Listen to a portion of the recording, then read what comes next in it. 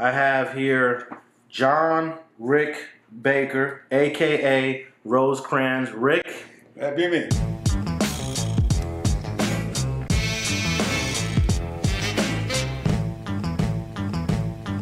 Raised in Compton, but not born.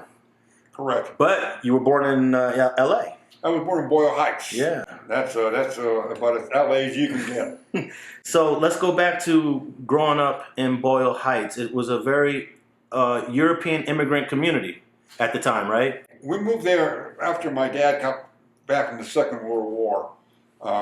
So we moved to Boyle Heights, I think in actually to Alonso Village. We moved to a project. It was for a lot of veterans and people that needed money, needed a place to stay.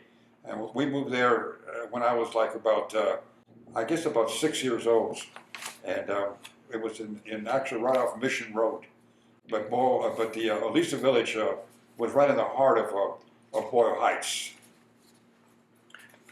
And initially, you come from, a French lineage. Yeah, well, actually, I'm a descendant of the French legionnaire by the name of Jean Boulanger, which, if you translated Jean Boulanger, it's John Baker. Okay, Boulanger in French means baker. Well, during the occupation of Mexico by the French Empire, by Maximilian, who was an Austrian archduke, they left in, I think, 1865. They left Mexico. Well, my great-grandfather, rather than go back to France, he crossed over and stayed in Arizona. And he just translated his name, again, from Jean Boulanger to John Baker. It made it a lot easier because the Mexicans had a reward for any French legionnaires that were left over. So he settled in Arizona, and he married into the Valenzuela family. Or I should say the Valenzuela family married into him. So I'm the last of the Bakers. I'm the fourth. My dad was John Baker. My grandfather was John Baker. My great-grandfather was John Boulanger, John Baker. I'm the last. I have no sons, so this is it. So it was that French great-grandfather that moved to California. No, it was my grandfather. Okay. Okay, my grandfather moved from Tucson, Arizona, where he was born. He moved the family to L.A. Okay, that's where he brought it. There were 7 brothers and 3 sisters. So you have other Bakers from uncles and aunts that are still existing. They're all in Arizona. Okay. Yeah, they're not. There's only a couple of cousins in L.A. Okay, so you lived in the Boyle Heights area for about the first 10 years of your life? Yeah, I moved to, like I said, we moved there when I was, I think, 5 or 6. And we moved out of there in 1951. I was 9 years old when we moved out of Boyle Heights, and we moved to West Compton. Okay, so before you moved to West Compton, as an 8 or 9-year-old person, what do you remember about just the community, like when you go outside and play with your friends? You mean in Boyle Heights? In Boyle Heights. It was amazing because living in the projects, you have a lot of kids. You have a lot of kids around there, and so you have a lot of friends. And the 2 guys that I ran with at that particular time were the Kaplan brothers. That was Ronnie Kaplan and Bebo Kaplan.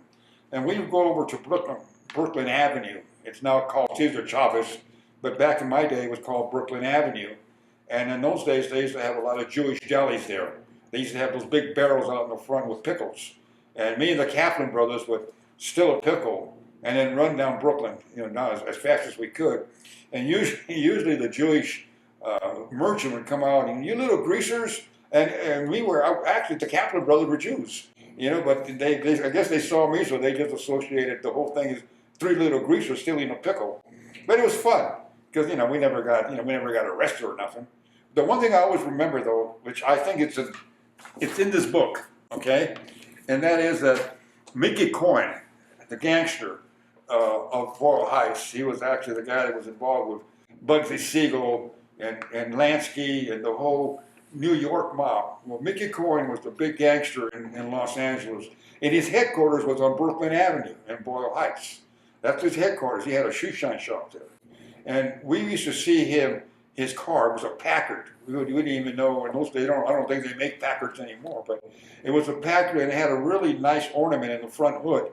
It was like a big swan, if I remember right, in the front. and it had real nice hubcaps. Well, in those days, we were kids. We were 9 years old. We were going to steal the hubcaps or steal the ornament, the swan. And then they told us, well, you don't mess with Mickey's car. That's Mickey Cohen's car. You don't mess with his car. And so we were told that, hey, that's a hands off. And then we saw Mickey one day, and he gave us a quarter. That was a lot of money in those days. A quarter, we could buy all kinds of stuff. So we saw Mickey Cohen, the gangster, got in his packet and drove off. But that's what I remember about Boyle Heights in Brooklyn. So you mentioned, you do mention him in the book. I think you actually said he dominated Boyle Heights. What does that mean? Mickey Cohen dominated Boyle Heights. Thanks for watching StreetTV.net. If you're not subscribed, please hit that button below and click the bell to receive alerts and notifications. Feel free to comment below so you can give us your feedback, and be sure to watch the 2 related episodes to the right. If you want to support this platform or follow us on social media, visit the links in the description, and thanks for watching StreetTV.net.